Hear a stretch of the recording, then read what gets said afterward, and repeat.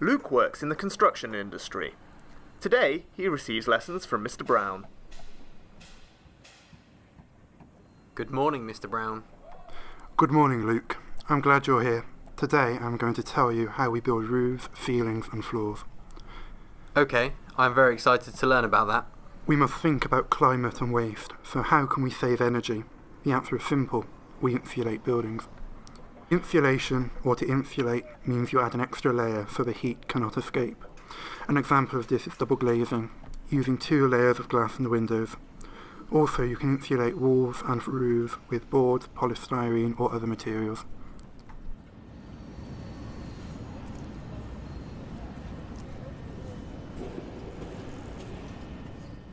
You lose about 30% of the heat through the roof, so it is very important to insulate the roof. 30%, that's a lot. Yes, that is a waste of money and heat.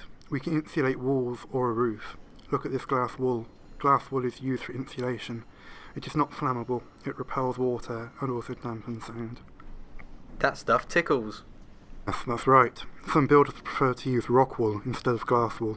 It works in the same way.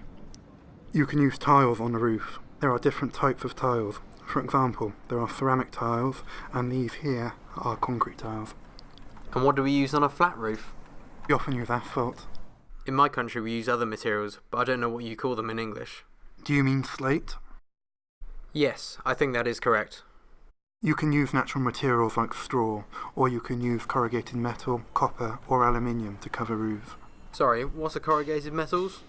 They are sheets of metal in the form of a wave. But nowadays you can see few houses with a corrugated metal roof. In the past, there were many in the countryside. A roof protects the house from wind, rain and snow.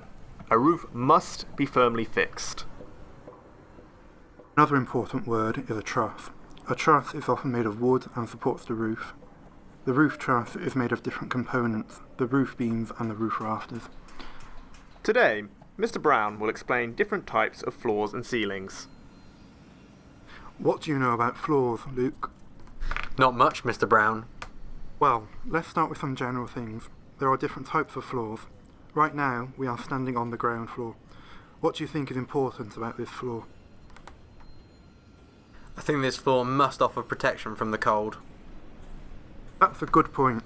It must stop the cold, and also moisture. Ground on the first floor dampens the sound and is fire resistant. Fire resistant means that the floor stops the spread of fire. This house has a sloping roof. It protects the house from overheating. In a house with a flat roof, the insulation materials protect the house against the cold and must also be waterproof. What kind of floors do we use in flats? That is a good question, Luke. If there are several flats in a building, the floor must protect against fire and noise. What is this floor made of? Concrete? Yes, that's right. The floors are usually made of wood or stone.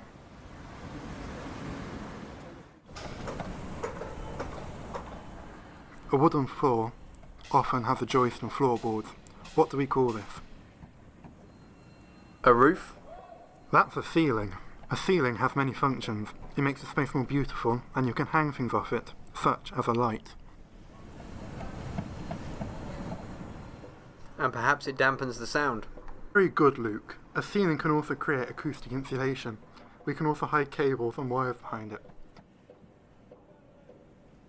There are several different types of ceilings.